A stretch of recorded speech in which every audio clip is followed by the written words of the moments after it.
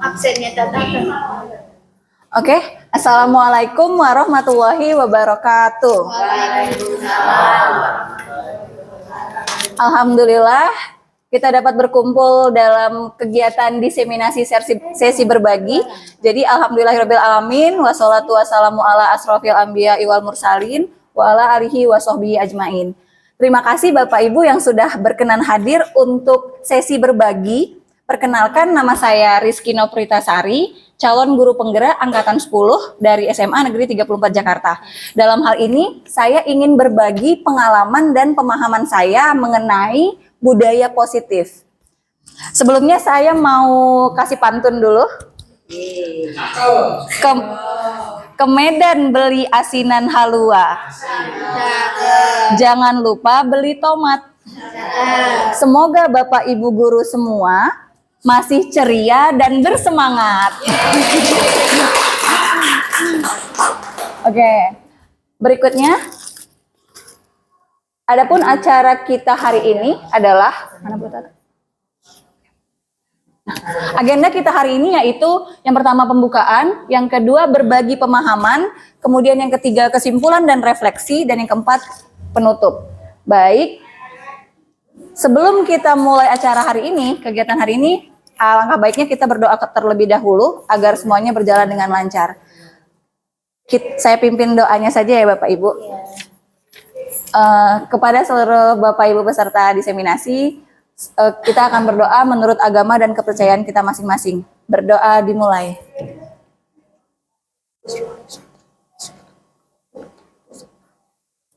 Berdoa selesai.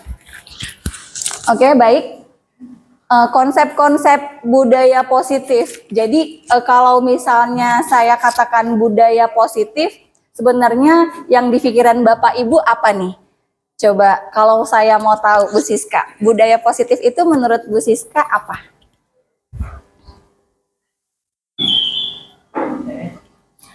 Budaya yang apa adanya, Bu. Oke. Tidak dibuat-buat. Benar, budaya yang apa adanya, tidak dibuat-buat. Ada lagi? Sudah, Bu. Terima kasih. Oke. Apakah ada lagi yang mau kasih tanggapan? Bu Alwi mungkin? Iya.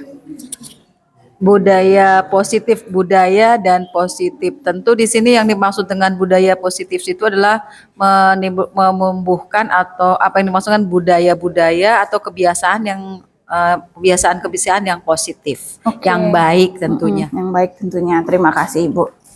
Oke, terima kasih Bu Alwi dan Bu Siska. Jadi benar tadi kalau yang paling benar itu menurut pendapatnya Bu Alwi. Jadi kita sudah tahu tuh budaya itu adalah pembiasaan-pembiasaan, karakter-karakter atau program-program unggulan yang membuat siswa kita itu lebih berkarakter baik. Itu maksudnya. Nah, materi yang pertama nanti ada disiplin positif dan nilai kebajikan, kedua teori motivasi hukuman dan penghargaan, 3 keyakinan kelas, 4 kebutuhan dasar, 5 posisi kontrol, dan 6 segitiga restitusi. Jadi ini materi cukup panjang Bapak Ibu, ada 6 materi tentang pembudayaan positif yang ada di sekolah kita. Next. Nah, kita ice breaking dulu ya Bapak Ibu, mungkin peregangan otot-ototnya lagi agak-agak terganggu sedikit agar tidak kaku. Nah, nanti ini biasa aja sih, jadi angkat tangan. Kemudian kalau saya bilang putar, ya silakan diputar. Kalau saya bilang stop berarti dikepalkan. Dah. Tapi pada saat saya bilang pegang kepala. Gitu. Instruksinya gampang. Dah. Oke, kita mulai ya Bapak Ibu. Angkat tangannya. Kemudian putar, stop. Putar, stop. Putar, pegang kepala. Oke, saya nunjukannya pipi, jadi masih fokus berarti harusnya kepala Bu Ani, ya kan? Iya, oke. Coba sekali lagi, angkat tangannya ke atas, putar, stop, putar, stop, putar, pegang dagu. Oke, terima kasih Bapak Ibu. Itu melatih konsentrasi agar sedikit lebih fokus di pembelajaran hari ini. Oke, nah sekarang saya mau coba minta ada 2 volunteer atau sukarelawan untuk maju ke depan. Judulnya adalah Cobalah Buka. Ada yang mau maju ke depan 2 orang? Iya boleh, ayo. Oh, Pak Johen sama Pak Ludi boleh. Ayo. Iya ke depan sini. Enggak apa? Saya mintakan Bapak Johen. Ayo sini.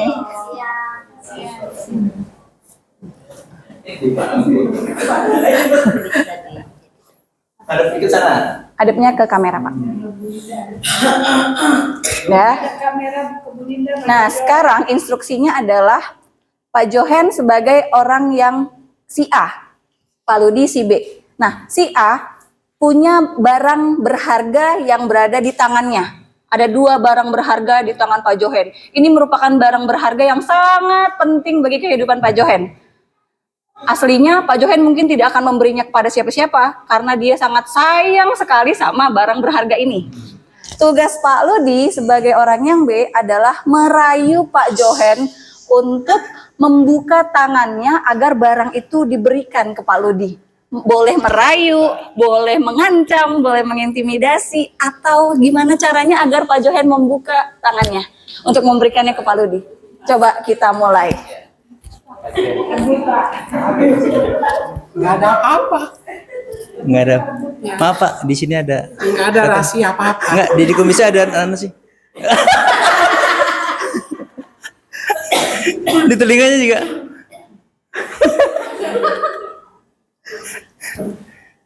Ini kenapa nih Pak? Ada barang. Ada barang. Saya nggak mau ngasih. Nggak mau ngasih? Iya. Ya. Kan rahasia. Ah, nomor rekeningnya aja deh. Enggak, saya nggak ngasih. Serius nih? Iya. Gue Kiki jangan kasih ya. Coba diusahakan gimana caranya biar Pak Johen buka. Nah. Oke deh. Apa kabarnya Pak Johen? Baik aja. Ini kalau menurut kita bersama. Oh, gitu. Kenapa tangannya nggak bisa terbuka? Ini rahasia saya. Nggak bisa. Iya. Kalau bersalaman itu harus dibuka loh salamannya. Ini juga salaman. Yang penting hatinya. Ayo ngerti kan? Sampai Pak Ludi pasrah, kira-kira bisa nggak ya sampai buka? Saya rasa Pak Johen bisa memegang teguh rahasianya dan itu adalah hal yang mungkin bagi Pak Johen itu memang sangat bermanfaat. Ya, oke. Terima kasih Pak Johen. Sama. Udah tahu. Oke, terima kasih Pak Ludi dan Pak Johen. Sebentar dulu Bapak, sini dulu bentar. Nah, sekarang saya mau tanya, iya. Ini saya mau tanya, alasan Pak Johen kira-kira nggak buka tangan itu apa? Ini Pak, pegang Pak. Rahasia saya nggak mungkin orang lain harus tahu. Suatu rahasia besar Iya. berarti. Oke. Itu prinsip. Oh, itu prinsip. Oke. Kalau tidak menyentuh pada prinsip saya nggak akan mau kasih itu barang. Itu Oke, alasannya. itu alasannya. Kira-kira kalau menurut Pak Ludi, kira-kira alasan Pak Johen kenapa ya? Kok bisa tidak mau membuka tangannya? Iya. Atau kesulitan apa yang Bapak rasakan? Kenapa Bapak sampai nggak bisa membuka tangan Pak Johen? Yang pertama bagi Pak Johen kenapa dia nggak membuka? Kalau prinsip itu kan beda ya. Artinya bagi yang bersangkutan itu ada hal yang memang betul harus dituruti. Nah bagi saya kesulitannya saya pikir Pak Johen memang memegang prinsip dengan teguh. Ya walaupun digoda, dirayu, mungkin dengan ancaman dan sebagainya juga tidak akan dilakukan. Oke, terima kasih Pak Ludi. Oke, beri tepuk tangan sekali lagi ke Pak Johen dan Pak Ludi. Jadi sebenarnya Bapak Ibu ada suatu teori di mana namanya teori kontrol diri. Kita mampu untuk melakukan pengaturan diri kita sendiri. Tadi memang benar mungkin bagi Pak Johen pengaturan diri dia untuk tidak membuka tangan itu adalah pilihan dia. Dia tidak mau ya silakan, aku nggak mau begitu. Tapi Pak Ludi memang berusaha untuk mengontrol diri Pak Johen sebagai pengontrol pengganggu. Ternyata tetap tidak bisa, orang lain tidak bisa mengatur diri murid misalnya. Kita tidak bisa mengatur secara paksa kepada murid. Jadi sebenarnya teori kontrolnya adalah, nah seperti ini. Pada dasarnya kita tidak dapat memaksa murid untuk berbuat sesuatu jikalau murid tidak memilih untuk melakukannya. Jadi ternyata ada suatu tindakan seorang murid kalau kita paksa untuk melakukan A, Kalau seandainya tidak mau dia melakukan, sebenarnya dia tidak apa-apa sebenarnya. Tapi kenyataannya kalau kita bilang anak-anak silahkan kerjakan halaman ini, silahkan ya dikumpul jam segini. Ternyata mereka mau mengerjakan. Apa yang terjadi? Yang terjadi adalah sebenarnya mereka sedang membiarkan atau mengizinkan dirinya untuk dikontrol orang lain, dikontrol oleh bapak ibu gurunya. Jadi itu merupakan suatu tujuan sebenarnya. Jadi semua tindakan atau perilaku kita itu merupakan buah pilihan kita sendiri sebenarnya. Pengaturan diri kita sendiri. Gitu ya Bapak Ibu. Oke, lanjut Bu. Nah ini ada ciri-ciri teori kontrol. Yang pertama ternyata gini. Kayak Pak Johen tadi. Kebutuhan Pak Johen untuk memegang erat benda yang ada di tangan itu ternyata mungkin ini barang berharga, ini sangat penting, rahasia, nggak boleh tahu Pak Ludi. Nah itu ternyata ada kebutuhan pada Pak Johen yang berbeda dengan kebutuhannya Pak Ludi. Mungkin kebutuhan Pak Ludi, aku pengen tahu nih barang berharga yang di tangannya itu apa. Ternyata Pak Johen kebutuhannya beda. Aku nggak boleh tahu nih, bener, ini rahasia besar nih, nggak boleh tahu orang lain. Nah itu jadi kebutuhan kita berbeda-beda. Setiap orang punya gambaran berbeda, kemudian semua perilaku punya tujuan, dan kita tidak bisa mengontrol orang lain. Begitu Bapak Ibu. Oke, next Bu.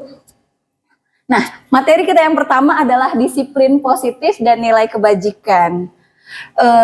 Saya mau tanya ke siapa? Ada yang mau kasih pendapat tentang disiplin? Oke, Bu Tika. Kalau menurut saya itu disiplin itu mematuhi peraturan yang sudah ada.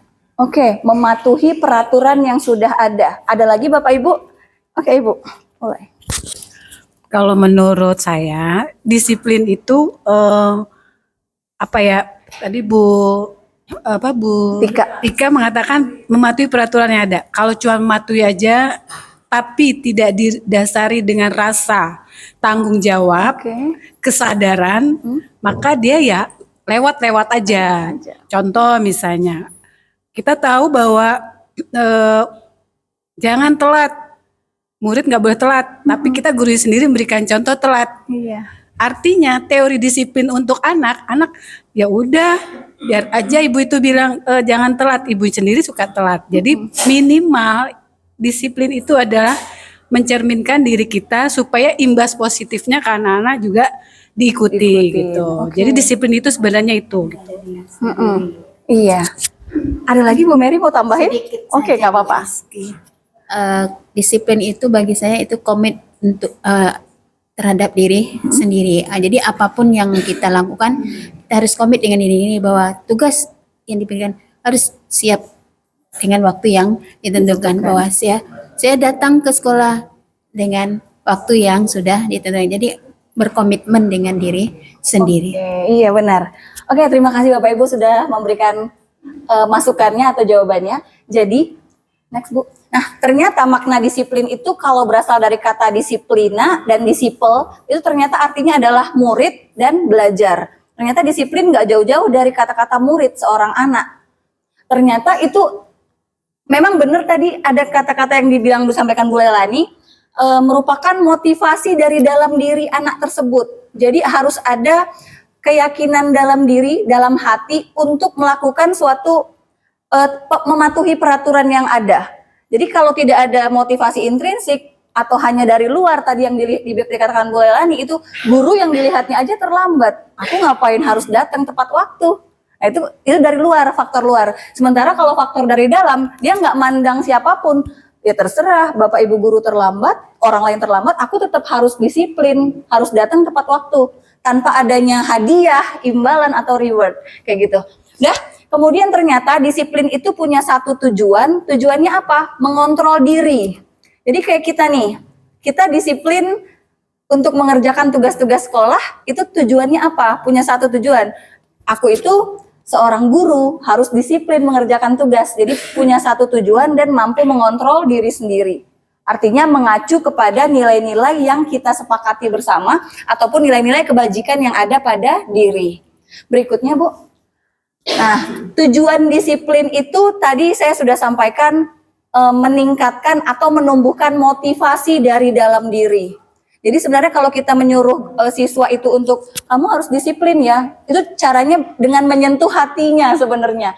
dengan tahu dia nilai kebajikan yang harus aku lakukan saat kita belajar itu nilai seperti apa, harus tanggung jawab, disiplin, mengikuti peraturan, itu harus dari dalam diri sendiri, tidak boleh dari luar.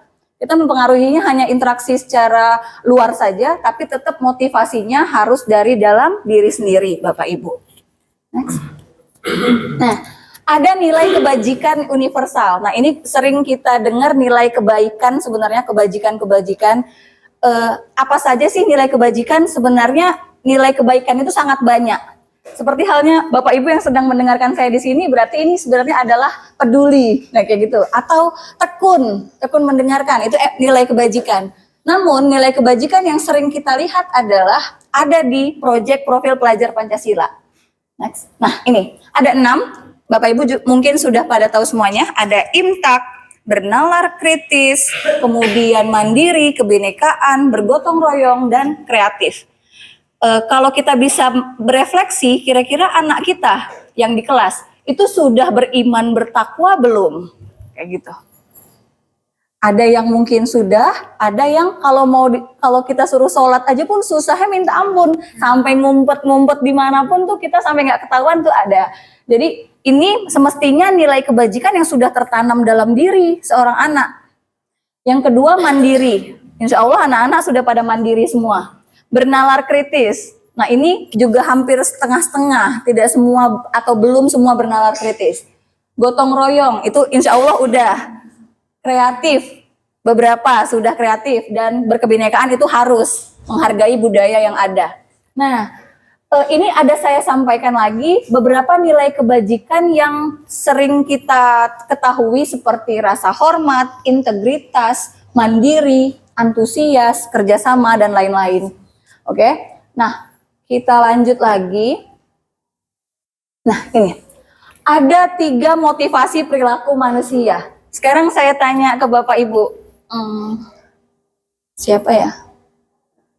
Pak Hairul. Kira-kira Pak Hairul datang ke sekolah pagi-pagi itu tujuannya apa? Atau apakah motivasi terbesar? Kok mau sih Pak Hairul datang ke sekolah pagi-pagi banget, jam 5:30, jam 6 tuh pagi-pagi banget tuh apa tujuannya? Apa ya? Pertama mungkin Pertama mungkin adalah rasa tanggung jawab kita sebagai guru. Kemudian mematuhi peraturan bahwa kita harus datang di awal waktu. Oke, mematuhi peraturan, benar. Selain itu, saya tanya Bu Mary nih, yang paling cepat datang ke sekolah. Sebenarnya motivasi Bu Mary datang cepat waktu ke sekolah sampai habis subuh gitu udah datang ke sekolah, itu tujuannya, motivasinya apa? Macem-macem Bu. Motivasinya ya udah saya mau nyampe di sekolah sesuai dengan waktunya. Dan saya tidak mau menunggu ditunggu, gitu aja sih. Oh, nggak mau ditunggu. Nggak mau ditunggu, saya mau menunggu. Oke. Nah, baik. Ternyata Bapak Ibu, kita hadir ke sekolah itu tepat waktu, atau ada yang mepet banget, ada yang terlambat. Nah, itu ternyata ada motivasinya. 3 motivasi perilaku manusia itu. Yang pertama, menghindari ketidaknyamanan atau hukuman. Nah, mungkin hampir dari kita, sama halnya mungkin seperti saya nih, datang ke sekolah itu mungkin tepat waktu ya takut karena dihukum. Mungkin atau juga takut karena absensi kita lewat dari batas waktu. Sama halnya seperti Pak Hairul bilang tadi, mau tepat waktu karena memang sudah harus jam segini datangnya, tanggung jawab. Kemudian yang kedua, mendapatkan imbalan atau penghargaan dari orang lain. Kira-kira ada nggak ya kalau kita yang tepat waktu hadirnya seperti Bu Mary, itu dapat penghargaan nggak dari kepala sekolah? Gitu sih, mana tahu ada reward guru tercepat hadir, nah kayak gitu. Belum ada ya Bu Mary ya? Atau reward guru yang sering terlambat, yang banyak absensinya. Nah itu mungkin kalau ada dibuat seperti itu, kita jadi kayak patokan, waduh aku harus datang cepat waktu nih biar dapat hadiah dari ibu kepala sekolah. Nah itu ada yang kedua. Sama kayak anak-anak juga, anak-anak kan sering bilang, Bu kalau saya tepat waktu ngumpulin tugas, ibu ngasih nilai berapa ya? Kayak gitu. Itu ada beberapa anak seperti itu. Yang ketiga, menjadi orang yang mereka inginkan dan menghargai diri sendiri dengan nilai yang mereka percaya. Nah, yang ketiga ini yang harus kita tanamkan di dalam diri. Kita menghargai diri kita sendiri sebagai apa, dan yang kedua, kita mau menjadi orang yang orang lain inginkan, memiliki karakter yang baik. Begitu ya. Jadi kalau misalnya Bu Siska hadir tepat waktu, kita pasti melihat, oh Bu Siska disiplin. Bu Siska sendiri pun menghargai dirinya bahwa dia harus tanggung jawab, harus tepat waktu, gitu. Jadi yang ketiga ini yang harus kita angkat, yang kita tanamkan dalam diri, tidak hanya dari hukuman, tidak hanya takut aturan, ataupun tidak harus meminta imbalan. Jadi nggak boleh, kita agar datang cepat dipuji nih nanti sama Bapak Ibu guru yang lain. Nggak boleh seperti itu. Ya. Berikutnya Bapak Ibu. Nah, sekarang ada kasus nih. Terlalu kecil ya, nggak apa-apa ya, saya bacakan. Bila di sekolah Anda tidak ada aturan yang memberikan surat teguran bagi karyawan yang sering datang terlambat. Jadi tidak ada teguran kepada guru yang sering datang terlambat. Atau tidak ada juga kepala sekolah yang memberikan penghargaan terhadap guru yang sering tepat waktu. Apakah kita tetap datang tepat waktu untuk mengajar murid-murid kita? Ada yang mau coba jawab? Tidak ada hukuman, tidak ada reward. Kira-kira Bu Alwi mau nggak tetap datang tepat waktu? Iya, saya akan mencoba tetap datang tepat waktu karena saya melakukan itu tidak berdasarkan adanya reward ataupun adanya hukuman. Karena merasa ya diri sendiri sesuai dengan ketentuan kita sebagai pegawai yang punya aturan ya ikuti aturan itu saja. Adapun ada reward ataupun ada hukuman ya tidak jadi masalah itu, tidak jadi penentu harus datang pagi. Berarti sudah berprinsip itu rasa integritas ya Bu. Iya, karena memang itu kewajiban kita. Katakanlah. Kewajiban kita untuk hadir tepat waktu dan mengajar. Ada tanggapan lain nggak Bapak Ibu? Oke Bu Ai. Kira-kira kalau tidak ada reward, tidak ada prestasi atau hukuman dari Ibu Kepala Sekolah, kira-kira mau tetap datang tepat waktu atau tidak? Tetap, karena kan walau bagaimanapun itu sudah menjadi tugas dan tanggung jawab kita sebagai seorang guru yang harus digugu dan ditiru oleh murid-murid kita. Jadi tidak ada alasan lain selain tanggung jawab terhadap peserta didik. Berarti cara menghargai diri Bu Ai dengan cara seperti ini. Harus tetap datang tepat waktu walaupun tidak ada peraturan yang mengikat kita harus datang. Sekali. Oke, beri tepuk tangan ke Bu Alwi dan Bu Aisyah. Terima kasih.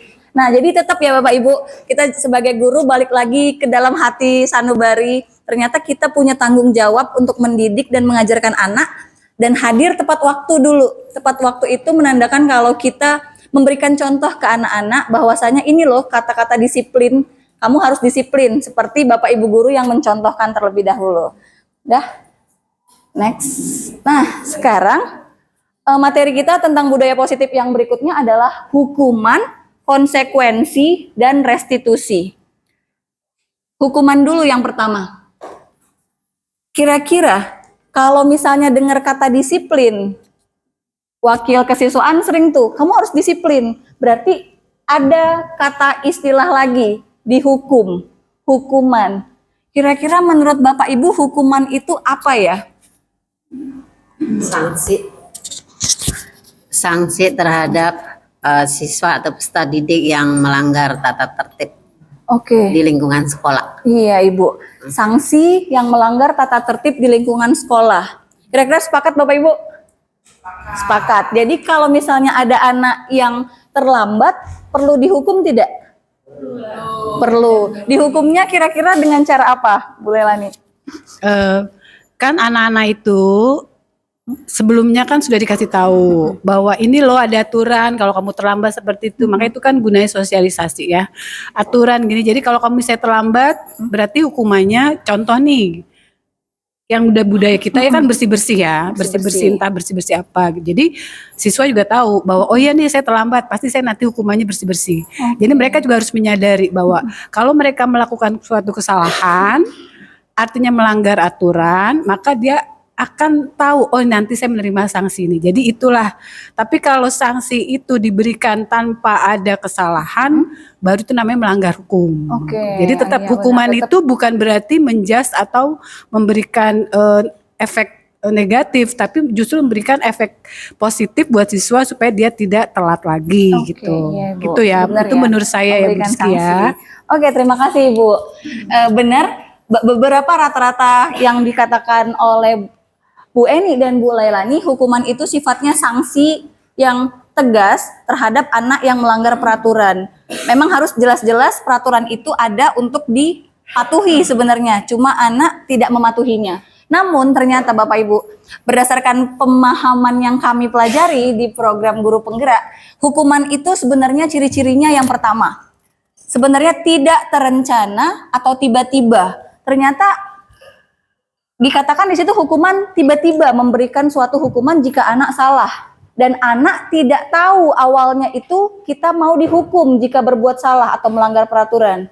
Kemudian anak tidak dilibatkan lewat kesepakatan yang di awal, peraturan yang di awal ini, misalnya jika anak terlambat, kamu akan dihukum membersihkan jendela, kaca jendela. Dan ternyata itu hanya bersifat satu arah, dari sekolah saja atau dari bapak ibu guru saja yang memberikan hukuman. Sebenarnya pada dasarnya anak itu menolak dan marah sebenarnya dihukum. Yang kelima adalah biasanya hukuman menyangkut fisik atau psikis. Kadang bisa, kalau dulu bapak ibu pernah dengar hukumannya, ayo hormat bendera, mungkin capek sampai berapa jam pelajaran menghormat bendera. Atau ada yang dihukum di depan tidak boleh masuk ke dalam sekolah. Ada lagi yang psikis, kata-kata itu yang menyinggung hati ataupun perasaan anak. Misalnya, kamu udah terlambat, kamu lagi udah berapa kali terlambat, nggak malu. Nah kayak gitu. Itu seperti kata-kata yang menyakiti hati sehingga itu dikatakan sebagai hukuman. Kalau menurut pembelajaran yang kali ini, gitu ya Bapak Ibu. Jadi hukuman kesannya lebih ke satu arah sehingga anak tidak mengetahui jenis hukuman yang dia dapatkan apa dari pelanggaran yang dia lakukan. Berikutnya, ada istilah konsekuensi. Konsekuensi ini lebih agak ringan dari hukuman. Ini yang antara guru sama murid sudah tahu apa yang harus siswa lakukan jika melanggar peraturan.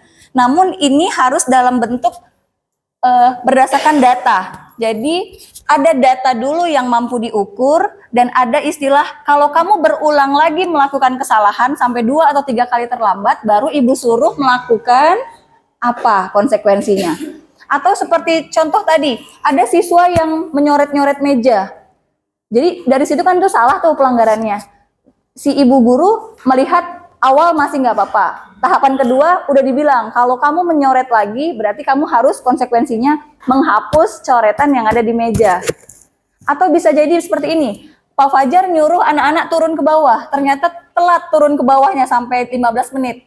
Nah Pak Fajar udah menyatakan kalau minggu depan terulang lagi atau minggu depannya terulang lagi, kamu akan Bapak suruh lari keliling lapangan. Itu selinier Bapak Ibu. Jadi kalau olahraga yang salah, dia harus memperbaikinya dengan sistem olahraga juga. Jadi kalau misalnya materi biologi yang salah, berarti kasih hukumannya atau konsekuensinya tentang pelajaran biologi juga. Seperti itu. Namun ini biasanya anak tidak nyaman dalam waktu yang pendek. Dalam waktu yang hanya hari itu saja dia tidak nyaman. Begitu. Ini jadi istilah tadi sudah disetujui murid sama guru, kemudian murid merasa tidak nyaman dalam waktu pendek, dan jika mengulangnya dalam berdasarkan data 2 kali atau 3 kali baru dapat konsekuensinya. Yang ketiga, next, ada restitusi. Pernah dengar restitusi Bapak Ibu? Pernah dengar Pak Ludi? Pernah. Oke, kalau restitusi apa? Terkait dengan restitusi ya. Restitusi itu sepengetahuan saya itu adalah pengembalian. Pengembalian. Ya, atau mengembalikan kembali kepada yang pemilik awal. Oh, pembalian kepada pemilik awal. Nah, kalau restitusi berdasarkan budaya positif kita, jadi kita nih sebagai guru pasti akan menemukan suatu masalah kan. Banyak masalah anak-anak yang kita dapati. Ternyata pengertian restitusi hampir mirip sama Pak Ludi bilang tadi, pengembalian. Namun lebih saya luruskan, Jadi jika seorang anak bersalah atau melanggar peraturan, kita mampu untuk membuat anak itu merenungkan kesalahannya, kemudian mampu mencari solusi atas kesalahannya, dan kita menawarkan apa yang mau kamu lakukan berikutnya. Jadi seperti kita panggil dulu, berdialog dulu, kamu kemarin kenapa terlambat, seperti itu. Alasannya apa? Sebenarnya kamu butuh apa? Kenapa terlambat? Begitu. Setelah itu kita tanya, kamu mau apa berikutnya? Nilai seperti apa yang kamu yakini bahwa kamu tidak boleh terlambat? Jadi ini sudah saya sebutkan, siswa yang mencari solusi, siswa ingin menjadi orang seperti apa, dan menciptakan kondisi murid agar memperbaiki kesalahan mereka. Begitu. Mungkin Bapak Ibu sudah pernah melakukannya tanpa kita sadari, pasti kalau ada anak salah kita tanya dulu, kamu kenapa? Tapi mungkin kita tidak melakukan tahapannya. 3 tahapan restitusi nanti akan saya jelaskan di tahapan berikutnya. Oke, next. Nah, keyakinan kelas Bapak Ibu, ini budaya positif juga. Jadi saya ingin memberikan pemahaman kepada Bapak Ibu, nanti kalau misalnya Bapak Ibu mau ngajar di awal pembelajaran, keyakinan kelas dulu yang Bapak Ibu buat bersama anak murid. Tujuannya apa? Ini membuat suatu kesepakatan di dalam kelas, apa-apa saja yang perlu mereka patuhi bersama, agar siswa itu lebih nyaman dan senang di kelas.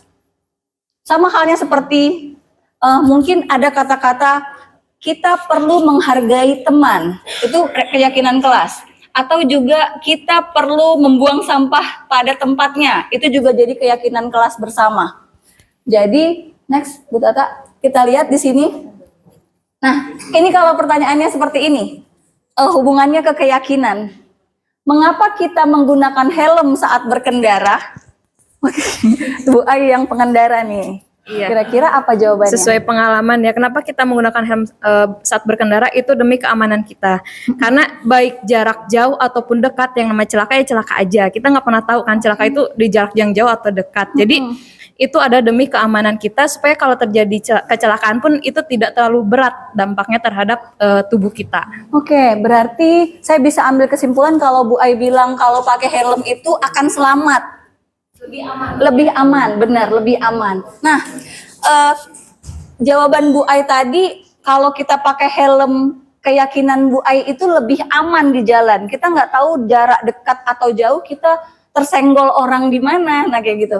Ternyata benar, ada suatu nilai pada keyakinan kelas kita, itu ada nilai yang namanya keselamatan. Jadi tadi sesuai sama jawaban Bu Ai, itu keselamatan kita dulu yang kita utamakan saat berkendara. Kita pakai helm. Kalau kita nggak yakin, masih ada orang yang nggak usah pakai helm lah, yakin di jalan juga nggak apa-apa. Ternyata nilai keselamatan itu merupakan nilai kebajikan yang disepakati terlepas dari latar belakang apapun. Keyakinan seseorang akan memotivasi dari dalam diri dan akan lebih tergerak dan semangat untuk melakukannya. Jadi kalau menurut Bu Ai tadi, dia akan selamat jika pakai helm, itu benar. Keyakinan Bu Ai akan pemakaian helm itu berguna bagi kepalanya, jika tersenggol ataupun tidak tersenggol, itu adalah nilai kebajikan yang Bu Ai yakini. Jadi di sekolah itu kita perlu saat mulai pelajaran, kita buat keyakinan kelas dulu. Mau seperti apa pembelajaran bahasa Indonesia, pembelajaran ekonomi, pembelajaran fisika kita, agar anak-anak bahagia dan selamat sebenarnya. Tujuannya itu. Jadi kita mungkin bisa mempertimbangkan, mungkin anak bikin, Bu, inginnya ada free time, itu ya. Mungkin di mapil itu yang ada 5 jam, itu mungkin minta free time. Yaudah kita tanya, mau berapa menit? Ya jangan kepanjangan juga waktunya, menghabiskan waktu kita. Mungkin bisa 15 menit, Bu. Ya silahkan. Kalau sudah sepakat, kita yakini itu di kesepakatan kelas. Dah, next.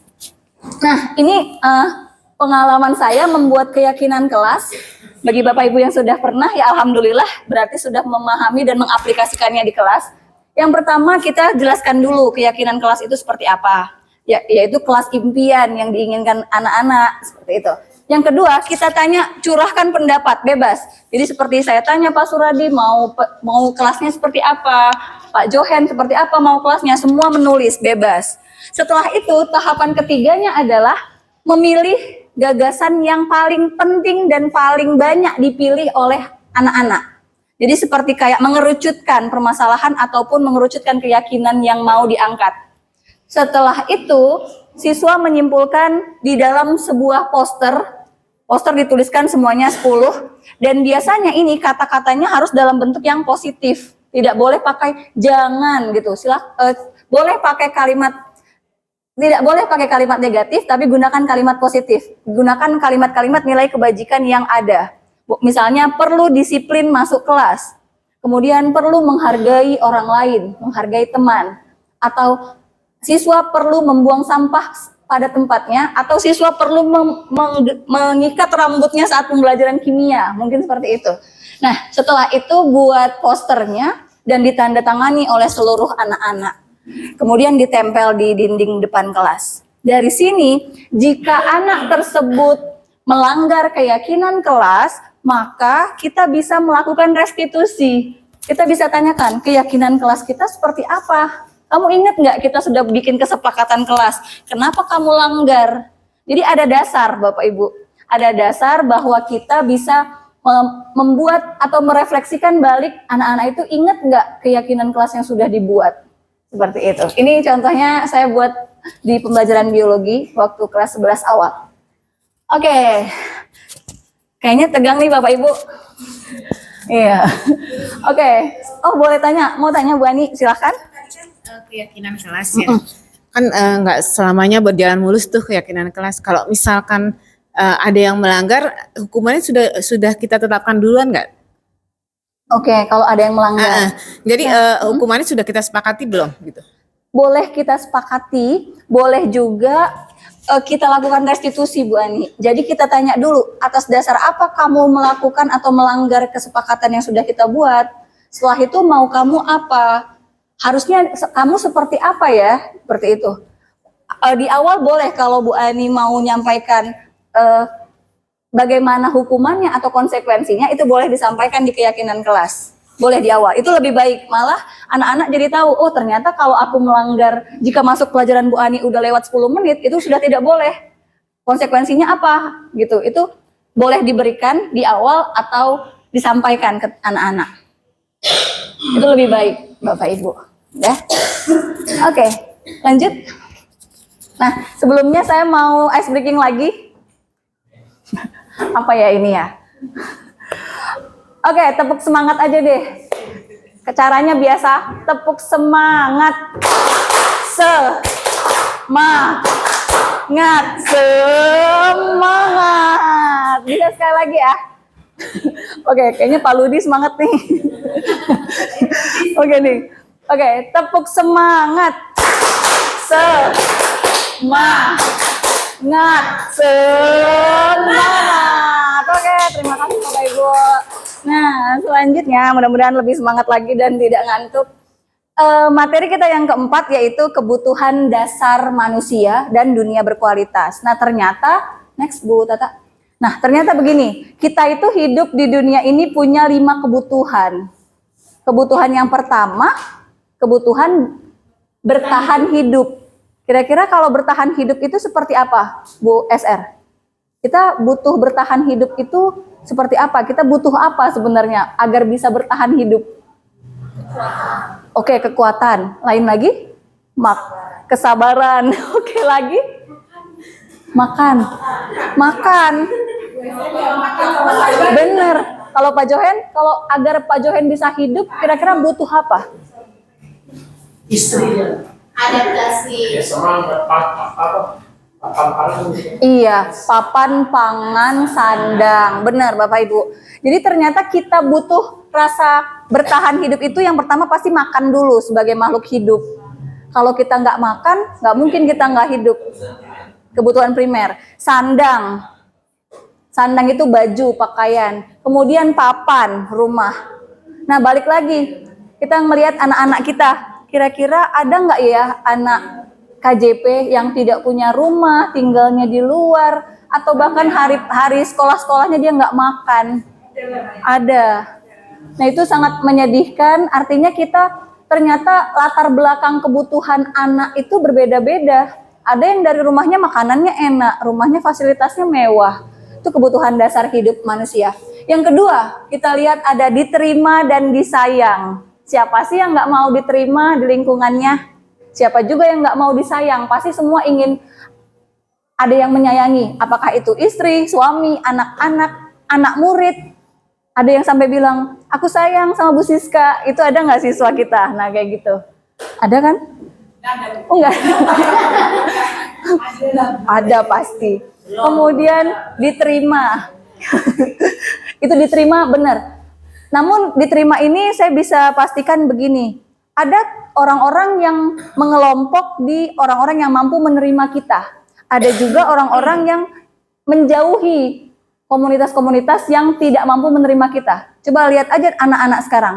Kira-kira dia kalau udah satu frekuensi, aku cocok nih sama si B, C, D, ya di situ terus dia agak susah untuk beradaptasi dengan yang lain. Jadi ternyata itu adalah kebutuhan dasar manusia, diterima dan disayang. Yang ketiga, ada bebas. Pak Johen mau kebebasan nggak? Iya, dalam hal apa bebasnya? Coba kalau di 34 kira-kira pengen bebasnya dalam hal apa? Oke, berpendapat, benar. Emang Pak Johen rasa susah ya berpendapat di sekolah?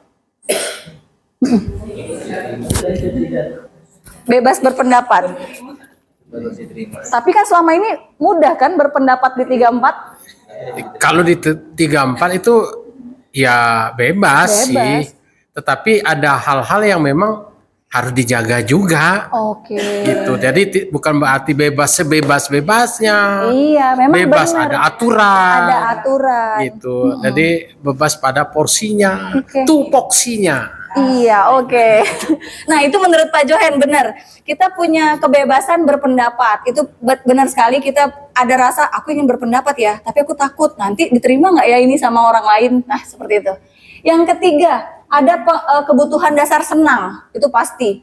Kita kerja monoton pagi sampai jam 3, kemudian pulang sebagai wanita yang istri di rumah atau suami yang di rumah. Nah, kita ingin ada rasa kesenangan. Nah, mungkin kita bisa atur Sabtu Minggu ingin having fun.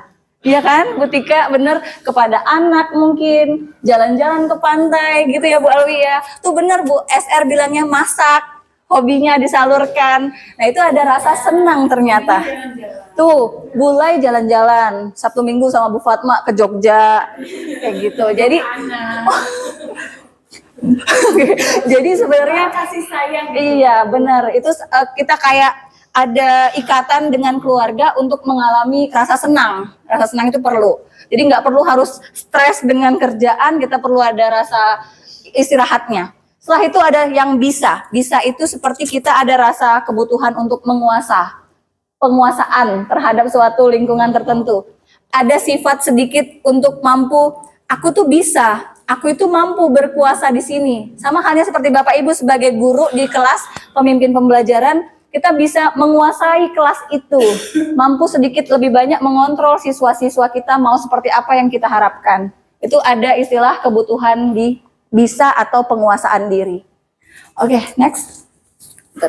Nah, ada istilah dunia berkualitas. Kalau saya ambil kesimpulannya di sini, ternyata pengertian dunia berkualitas itu adalah kita mampu membuat suatu peristiwa atau kegiatan yang sudah kita lakukan, tapi ambil yang positif-positifnya aja, yang membuat kita senang.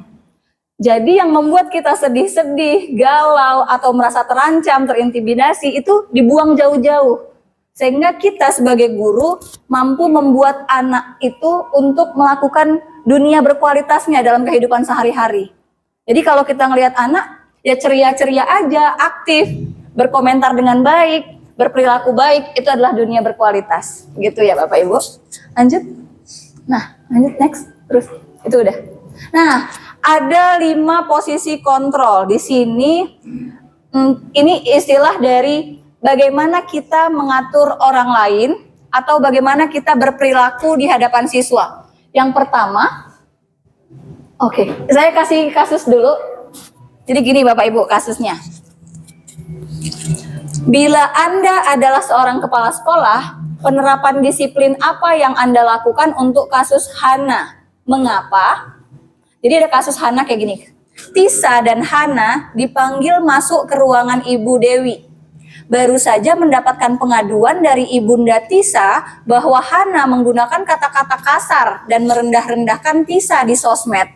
Jadi yang mengganggu itu Hana menggunakan kata-kata kasar di sosial media, tapi yang direndahkan adalah si Tisa.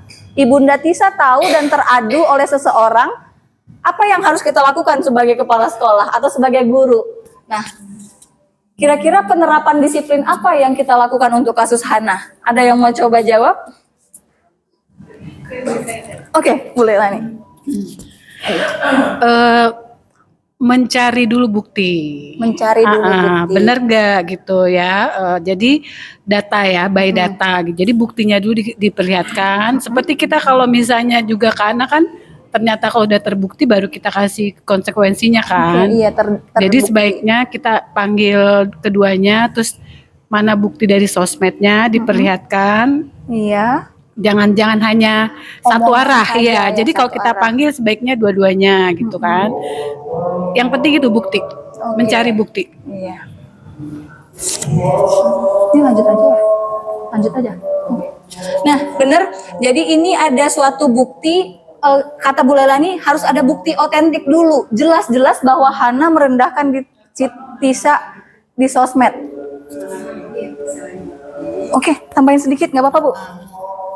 Jadi selain bukti yang kita cari, kita juga harus tanya kenapa dia berbuat seperti itu. Kenapa kamu Jadi lakukan alasan itu? anak itu melakukan tindakan-tindakan yang Tisa, alasannya. jadi masing-masing orang kan punya alasan sebelum dia berbuat. Nah, itu mungkin salah satunya. Oke, benar. Iya. Guru atau kepala sekolah mungkin meminta bukti, kalau buktinya ada nggak jelas. Yang kedua, alasan si Hana merendah-rendahkan Tisa itu sebenarnya apa latar belakangnya? Yang mendasari si Hana melakukan perendahan itu apa? Itu benar.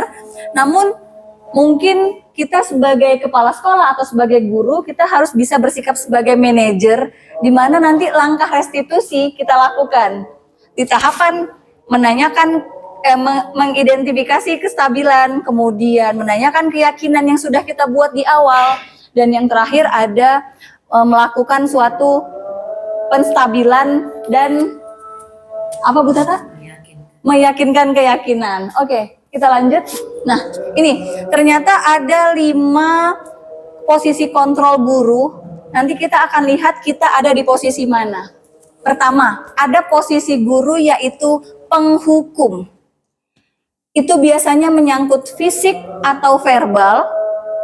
Senantiasa mengatakan bahwa sekolah ini butuh alat untuk lebih menekan murid. Nah, kayak gitu. Setelah itu biasanya kata-katanya kayak gitu. Itu saya sampaikan di samping, pakai nada suara yang tinggi, mungkin biasa matanya melotot atau tangannya menunjuk-nunjuk siswa yang salah sambil menyindir mungkin atau menghardik. Nah, kata-katanya seperti ini. Patuhi aturan saya, atau awas kamu kalau kamu tidak mematuhi peraturan saya. Gitu. Kamu selalu saja salah. Pasti selalu yang terakhir selesai. Ya, kayak gitu. Mungkin di satu sisi kalau saya sendiri belum mempelajari yang posisi kontrol ini, kita mungkin pasti pernah melakukan hal seperti ini. Kamu terus yang salah. Kamu terus. Kenapa sih? Kok kamu terus yang salah? Kamu kenapa begitu? Itu kayak seperti memarahi anak atau memarahi murid. Jenis posisi kontrol yang kedua, pembuat merasa bersalah. Nah, ada anak kalau kita lakukan interaksi, anak itu merasa bersalah. Caranya adalah kalau si guru itu melakukan bersuara lembut, kemudian murid merasa tidak berharga dan tidak ada nilainya di mata guru, dan dia merasa telah mengecewakan orang lain, itu kata-katanya seperti ini. Aduh, Tika, kamu sudah mengecewakan Bu Rizky. Nah, kayak gitu. Pasti dia merasa, aduh, aku salah nih. Aku udah merasa bersalah ke Bu Rizky. Kayak gini, misalnya, aduh Gazi, kenapa sih nilai kamu dapatnya 60? Padahal kamu kesehariannya harusnya bisa lebih 90. Nah, itu dia merasa bersalah. Berapa kali Bapak harus memberitahu kamu ya? Gimana coba kalau orang tua kamu tahu? Nah, itu jadi dia merasa berkecil hati bahwa aku salah. Kemudian tahapan yang ketiga adalah Nah, bertindak sebagai teman. Nah, ini kalau yang teman, kita buat gaya bahasanya tidak menyakiti murid, lembut ngomongnya, kemudian membuat si muridnya itu lebih manusiawi, seperti nggak apa-apa kok kamu salah, ibu juga pernah kok merasakan kesalahan seperti kamu, membuat kesalahan seperti ini. Nah, itu sapaannya lembut dan mampu mengatur, mengajak siswa untuk melakukan yang lebih baik lagi. Contohnya kayak gini, ayo bantulah bapak, kamu nggak kasihan sama bapak, kayak gitu. Kayak Pak Johen, ayo kerjakan dong Samuel, kamu nggak kasihan sama bapak, kayak gitu. Samuel, kamu nggak hadir hari ini, kamu nggak kasihan, kamu ayo dong hadir. Nah gitu tuh cara yang lembut untuk mengajak anak agar mau ke sekolah, itu contohnya. Next, pemantau. Nah kalau pemantau ini adalah gaya guru yang berdasarkan data atau peraturan. Jadi kalau kayak Pak Ludi langsung megang data peraturan nih, langsung kamu Samuel, kamu salah berdasarkan nomor yang ini. Peraturannya kan harusnya kamu datang 6.20. Kenapa kamu datang 6.35? Kamu lihat ya. Bola.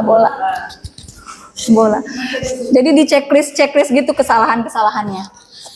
Udah? Jadi yang terakhir Bapak Ibu, ini manajer. Nah, ini yang paling dan harus kita lakukan bersama.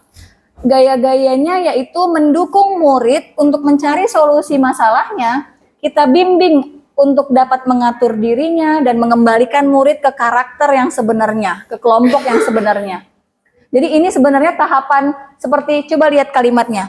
Apa yang kamu yakini? Kamu sepakat kan dengan keyakinan kelas yang sudah kita buat? Kenapa kamu langgar? Nah, seperti itu. Jadi, jika kamu kedepannya ibu maafkan, kamu akan melakukan seperti apa? Nah, itu ada kata-kata atau istilah restitusi sebenarnya di dalamnya. Balik lagi ke segitiga restitusi. Oke, sekarang ada segitiga restitusi. Ini materi terakhir mungkin. Yang ciri-cirinya apa? Yang pertama, memperbaiki hubungan dengan siswa tadi. Kita memberikan tawaran, kita fokus pada karakter anak untuk memperbaiki kesalahannya. Kemudian kita fokus pada solusi. Jadi tidak hanya sekedar menghukum, memberi konsekuensi, tapi menyadarkan diri anak agar anak mampu memperbaiki karakternya, memperbaiki kesalahannya. Berdasarkan apa? Keyakinan kelas tadi. Jadi ingat Bapak Ibu, ternyata keyakinan kelas itu sangat penting. Yang kedua, kita tahu kebutuhan dasar anak itu apa, melakukan hal yang salah tadi.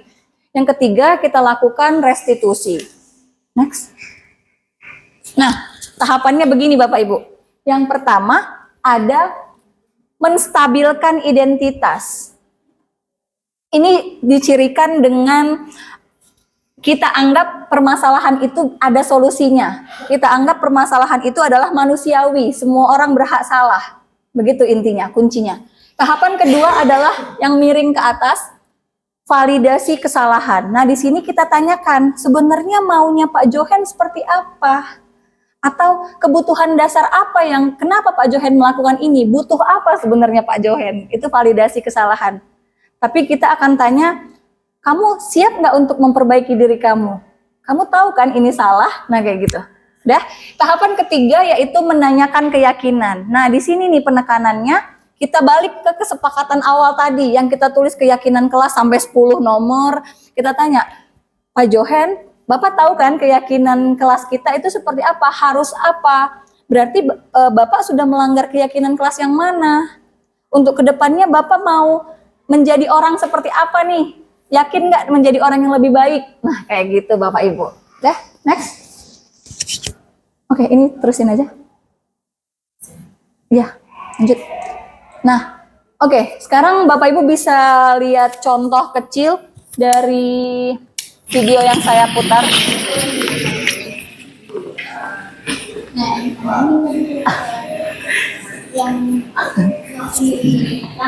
Ini adalah contoh penerapan restitusi kemarin yang saya buat. Oke. Ibu dengar dari Ibu Mary Oza, kemarin kamu Ada nama Bu Mary. kenapa itu? Coba ceritakan ke Ibu alasan kamu kenapa kabur dari dan pelajaran kamu. Menurut saya Oh,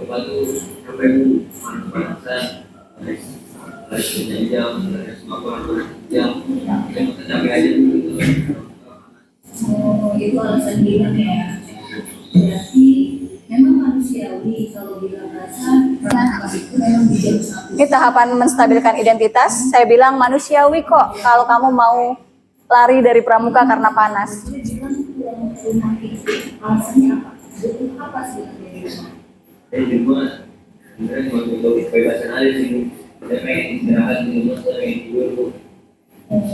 ibu berarti menyadari kalau kamu butuh kesenangan dan kebebasan. Itu memang ada rasa kebutuhan dalam diri seorang memiliki rasa bebas. Cuma yang ingin ibu tanyakan begini, ada hal yang seharusnya kamu lakukan, tidak harus lari dan kabur dari jam pelajaran pramuka. Mungkin bisa memberikan satu solusi ke ibu, kira-kira yang bagusnya itu bagaimana? Harusnya tidak harus kabur, kan? Itu saya memvalidasi kesalahannya bahwa dia harus sadar bahwa dia salah.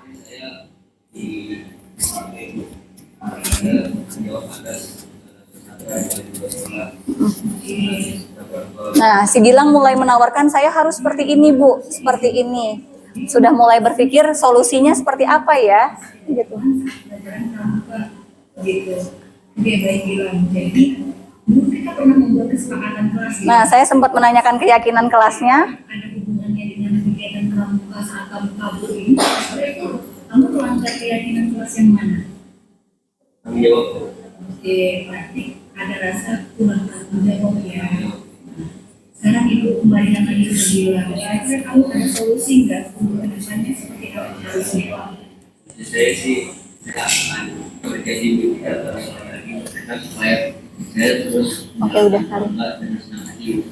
Oke, itu nanti ibu lihat ya untuk Nah, oke. Itu contoh kecil dari penanganan kasus Gilang yang berusaha lari atau kabur dari pelajaran jam pramuka.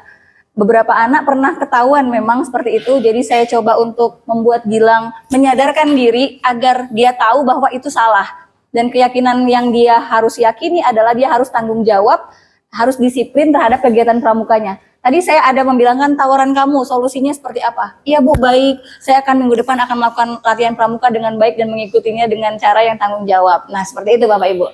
Oke, kita lanjut ke refleksi sebenarnya. Refleksi dulu Bu. Nah, saya ada lagi ya?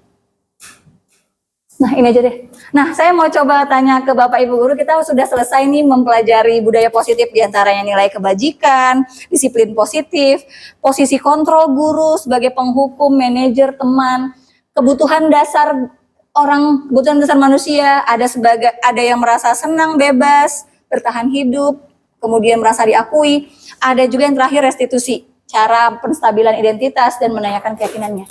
Saya mau tanya bagaimana perasaan Bu Ani? Apa yang dirasakan setelah mempelajari atau sesi berbagi kali ini? Ya Bu Rizky, makasih. Setelah saya mempelajari apa yang diajarkan Bu Rizky tadi, setelah kita berbagi, saya merasa dari lima posisi guru yang tadi disebutkan Bu Rizky, kalau secara ideal memang harusnya pakai restitusi ya, tapi kan nggak selamanya. Waktunya kita banyak tuh, kan kita tahu tuh kerjanya di 34 numpuk-numpuk gitu. Kayaknya yang kita harus cari jalan tengahnya kira-kira selain segitiga restitusi itu apa yang lebih sederhana gitu. Dari lima posisi yang kita sebagai guru itu yang paling sederhana tanpa harus segitiga restitusi apa gitu. Oke. Mungkin kalau cara lain agar tidak segitiga restitusi mungkin lebih menguatkan keyakinan kelas saja. Dan mungkin hal terakhir yang kita bisa lakukan tahapannya menanyakan keyakinannya. Makanya dari awal keyakinan kelas sudah kuat, baru kita tanyakan, kamu sudah melanggar keyakinan kelas yang mana nih? Gilang, kamu yakin nggak minggu depan atau setelah ini bisa mengubah perilaku kamu? Cuma pertanyaan seperti itu. Dan ada rasa dia untuk sadar bahwa itu salah, itu dulu. Seperti itu, Wani. Oke, terima kasih. Berikutnya saya tanya yang kedua. Oh ya, perasaannya seperti apa? Ya, refleksi. Setelah melihat pemaparan dari Bu Rizky, saya baru tersadar bahwa ternyata selama ini saya masih kurang dalam menangani anak atau peserta didik. Ternyata saya baru sampai ke konsekuensi dan menempatkan diri saya sebagai teman ketika mereka melakukan kesalahan gitu. Saya belum sampai ke tahap ya itu. Jadi ini adalah pemahaman yang baru bagi saya. Insya Allah ini akan menjadi hal yang bisa saya terapkan dalam pembelajaran dalam mendidik peserta didik. Terima kasih. Alhamdulillah. Iya. Insya Allah Bapak Ibu. Iya. Silakan Ibu tambahin. Boleh. Apa yang Bu Lailani rasakan setelah mendapat sesi berbagi hari ini? Dari dua narasumber nih, kan hari ini Bu Rizky sama Bu Tata kita sebut narasumber ya, apalagi kan sebagai CGP, sementara kan kita EGP, ya, nggak apa-apa, itulah gunanya berbagi ya. Jadi kita itu berbagi bukan berarti kita harus yang ini, tapi semua itu adil ya mendapatkan apa ilmu-ilmu dari kalian-kalian yang masih bergerak, penggerak dan harus tergerak. Nah itu tadi ya yang Bu Tata bilang, makanya saya bilang, nah ini sebenarnya harus disosialisasikan juga supaya restitusi tadi itu tidak hanya yang tahu saja gitu ya. Bapak ini, Ibu ini tahu, sementara kita yang ini kan tidak tahu. Akhirnya terjadilah diferensiasi penanganan masalah siswa atau anak gitu.